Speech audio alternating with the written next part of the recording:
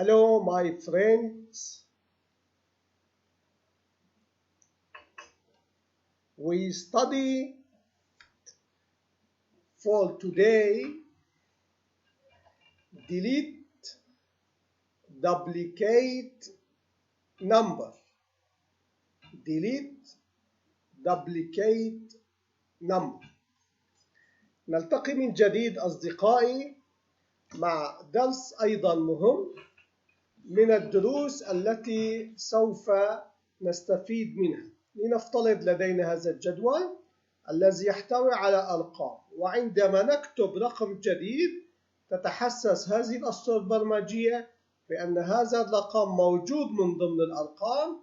تظهر هذه الرسالة التي تكون نتيجتها حذف الرقم الذي تم تسجيله.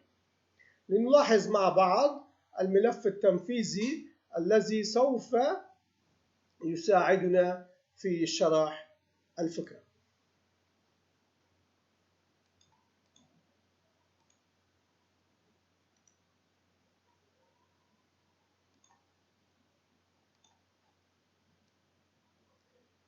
لنأخذ الأسطر البرمجية التي تقول أننا عندما ندخل رقم معين تبدأ البرمجة هنا أننا عندما ندخل رقم معين وهذا الرقم يكون موجود من ضمن المجال AA أي ضمن العمود بشكل كامل. عندما يتحقق الشرط أن التغيير يتم بالعمود AA نستدعي البرمجة التي هي MDR، وهي ما سوف يتم شرحها. هذه البرمجة تقول للمتغير الأول أعطيني عدد البيانات الموجودة، عدد الأسطر المسجلة هنا، ثم تبدأ الحلقة لتقول أننا سوف نبدأ من السطر الثاني وننتهي إلى آخر رقم تم تسجيله، ونعطي للمتغير التالي أنك الآن سوف تضع الدالة التي تقول أن count if هل هذا الرقم الذي تم تسجيله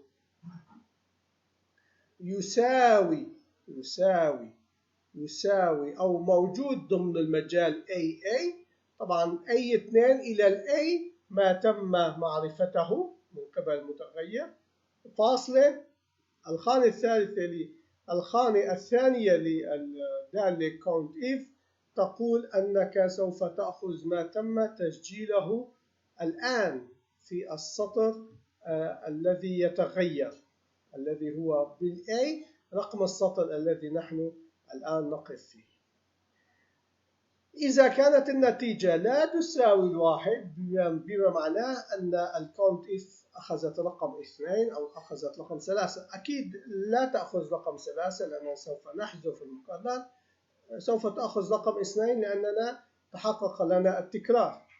إذا لا تساوي الواحد تظهر هذه الرسالة التي تقول الرقم مكرر.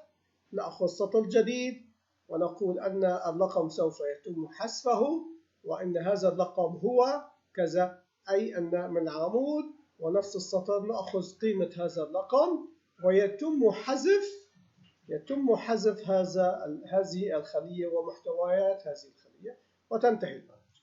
لنأخذ الخطوات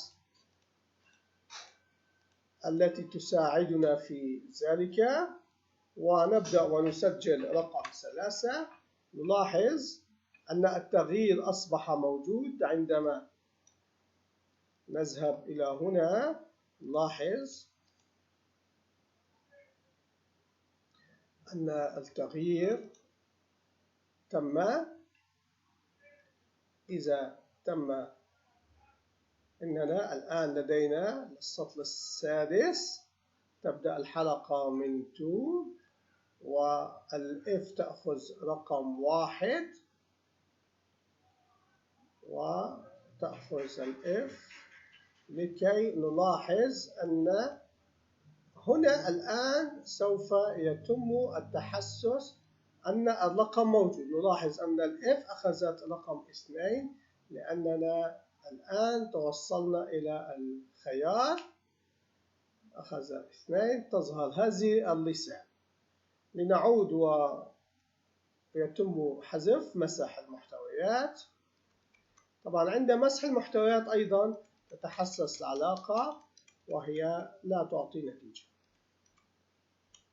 انتهت البرمجة. إذا تم إعادة كتابة رقم 3 نلاحظ أننا في البداية نذهب إلى التحسس تستدعى البرمجة وتبدأ الحلقة لتجول إلى أن تحصل على F2. عندما تحصل على F2 تظهر هذه الرسالة التي تكون نتيجتها حذف السطر بشكل كامل.